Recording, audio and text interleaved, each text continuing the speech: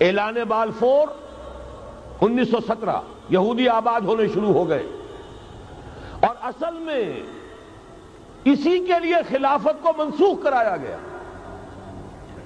سلطان عبد الحمید، اگرچہ یہ ترکی خلافت جو ہے مرد بیمار کمزور، پھر بھی وہ مسلمانوں والا جذبہ اتنا تھا، انہیں بڑی سے بڑی رشوت پیش کی گئی تھی۔ ظاہر بات ہے یہودیوں سے بڑھ کر رشوت دینے والا کون ہو سکتا، جن کے ہاں ایسے بینکر ہوں جو 40 بلین ڈالر کا ایک چیک لکھ سکیں۔ پھر یہ کہ ان پر سیاسی دباؤ بہت ڈالا گیا۔ انہوں نے جب تک خلافت عثمانیہ برقرار رہی یہودیوں کو فلسطین میں آباد ہونے کی اجازت نہیں دی، کہ جو معاہدہ کیا تھا حضرت عمر نے رضی اللہ تعالی عنہ، خلیفہ ثانی نے، خلیفہ راشد نے، ہم اس کے پابند ہیں، اور ہم یہاں یہودیوں کو آباد ہونے کی اجازت نہیں دیں۔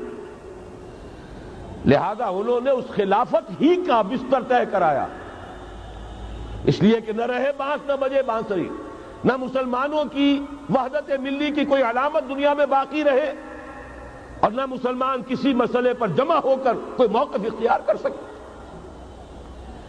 اعلان بالفور کے نتیجے میں آباد کاری شروع ہوئی۔ 1948 میں اسرائیل قائم ہو گیا، معجزہ ہو گیا۔ 1967 میں اس کی توسیع ہو گئی۔ اس میں ایک بات اور بھی عرض کر دوں، یہ سارا کس طور سے ہوا ہے کام؟ آپ نے زائنزم کا نام تو سنا ہے، صہیونی تحریک۔ خود اس کا جو بابا آدم تھا، آرڈر آف الومیناٹی، 1776 یکم مئی یہ نظام قائم کیا وائساپ نے، اور اس نظام کے تحت فری میسنری اور lodges of the great Orient قائم کیے گئے۔ یہ سارا ہتھ کنڈا وہ ابلیسی نظام، اس کی تفصیل ایک کینیڈین آتھر نے لکھی ہے کتاب میں، پاونز ان دی گیم۔ یہ سارا دھندا ایک شیطانی چکر ہے، ابلیسی چال ہے، اور اس کے ذریعے سے اسرائیل قائم ہوا، اور اس کی توسیع بھی ہوئی 1967 میں۔ اب یہاں تک پہنچنے کے بعد ان کے پیش نظر بقیہ دنیا کی تسخیر اور اسے فتح کرنے کا معاملہ ہے، اور سب سے بڑھ کر اسلام کی بیخکنی اور اس کا راستہ روکنا، یہ ان کے پیش نظر ہے۔ یریدون لیطفئوا نور اللہ بافواہہم۔ صورت اس وقت کیا ہے؟ یورپ اور امریکہ سے آپ مشرق کی طرف آئیے، پہلے عالم عرب ہے، عرب مسلم ورلڈ۔ مجھے یہ کہتے ہوئے سخت دکھ ہو رہا ہے، پورا عالم عرب وہ فتح کر چکے، وہ عرب ممالک کے جو اسرائیل کے ساتھ کسی میز پر بیٹھ کر گفتگو کرنے کو تیار نہیں تھے۔ آپ دیکھ رہے ہیں کہ لائن لگ گئی۔ کبھی صرف انور سادات نے ریکگنائز کیا تھا، پوری دنیا میں شور مچا تھا، اس پر لعنت ملامت ہوئی تھی۔ اب تو ایک ایک کر کے، وہ شاہ حسن ہو چاہے شاہ حسین ہو، اب تو وہاں سے ویزے ختم ہو رہے ہیں۔ سعودی عرب اور امارات، انہوں نے جو کچھ کاروباری بندشیں لگائی ہوئی تھی وہ ختم کر دی گئی، ان میں نرمی پیدا کر دی گئی۔ یہ صورتحال ہے کہ واقعتاً ان کی جو عالمی تسخیر کا پروگرام ہے وہ آگے بڑھ رہا ہے، اور بدقسمتی سے امت مسلمہ کا جو قلب ہے، اس امت کا قلب امیین پر مشتمل ہے۔ هو الذی بعث فی الامیین رسولا منہم یتلو علیہم آیاتہ ویزکیہم الی آخر الآیہ۔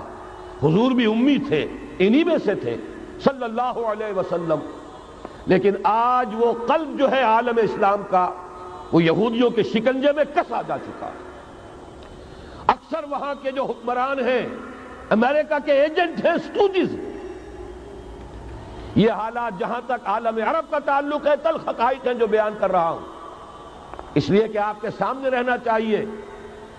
یہ جو اقبال نے کہا کہ دنیا کو ہے پھر مار کا روح و بدن پیش، ابلیس نے پھر اپنے درندوں کو ابھارا، اللہ کو پا مر دیے مومن پہ بھروسہ، ابلیس کو یورپ کی مشینوں کا سہارا۔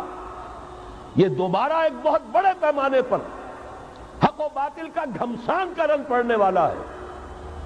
ملاحم کی جو حضور صلی اللہ علیہ وسلم نے پیشین گوئیاں فرمائی، الملحمۃ العظمی، تاریخ انسانی کی عظیم ترین جنگ جو ابھی آنے والی ہے، اس کو سمجھ لیجئے اچھی طریقے سے کہ اس میں جو قوتیں ایک دوسرے کے مقابل آ رہی ہیں وہ کون سی ہے۔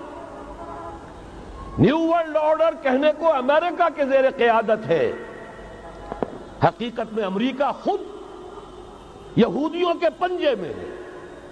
یہ وہی ابلیسی طاقت ہے جو آگے بڑھ رہی ہے۔ عالم عرب کو فتح کرنے کے بعد اب ان کے پاس اگلا عالم اسلام کا حصہ ہے، غیر عرب مسلم ورلڈ۔ ایران ہے، اس کے شمال مشرق میں ترکستان ہے، روسی اور چینی، مشرق میں افغانستان ہے، پاکستان ہے۔ یہ ایک بہت بڑا سالڈ بلاک ہے۔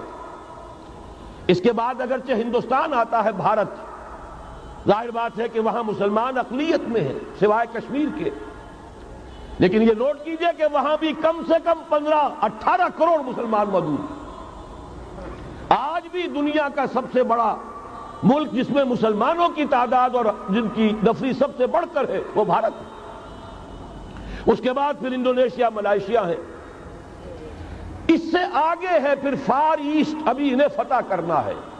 نیو ورلڈ آرڈر کا یوں سمجھیے کہ ابھی یہ ہارڈ نٹ ٹو کریک، ابھی ایک لوہے کا چنا ہے چائنا کی شکل میں موجود۔ اور مجھے یاد آ رہا ہے ڈی گال کے الفاظ بہت سے لوگوں نے سنے ہوں گے، اس نے کہا تھا کہ ہم نے خامخواہ روس کو اپنا دشمن بنا لیا ہے، وہ تو ہمارا بھائی ہے، وائٹ ریسس، وہ تو بنیادی طور پر یورپین قوم ہے۔ Beware of the yellow masses of the east, تمہیں گھبرانا چاہیے، تمہیں خبر لینی چاہیے۔ وہ مشرق بعید کے جو زرد رو لوگ ہیں، China, Indo China, Japan, yellow races, ابھی اس نیو ورلڈ آرڈر کے لیے جو فتح عالم اور تسخیر عالم کا پروگرام ہے، اس میں پہلے غیر عرب مسلمان دنیا اور پھر یہ فار ایسٹ کا خاص طور پر یلو ماسز، یہ ہے کہ جنہیں ابھی انہیں ٹیکل کرنا ہے۔ اور اسی لیے میں عرض کرنا چاہتا ہوں، حقائق ہمارے سامنے رہنا چاہیے۔